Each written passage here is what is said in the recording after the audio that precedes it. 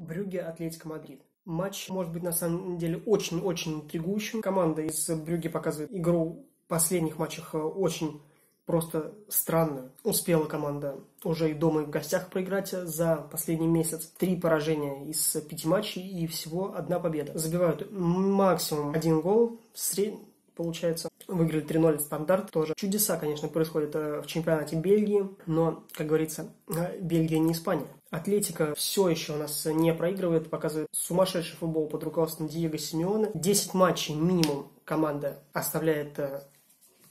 забирает 1 очко и более в матчах Лиги Чемпионов, Кубка и Ла Лиги. Брюгге. Нет никаких шансов у Брюгге на выход из группы.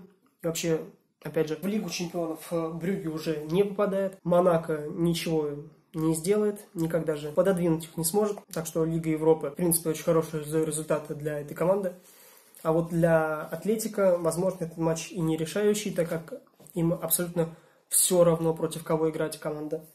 Может как и Барселону попустить, так и Манчестер Сити. Да, впрочем, кого угодно. Абсолютно неважно, как играть.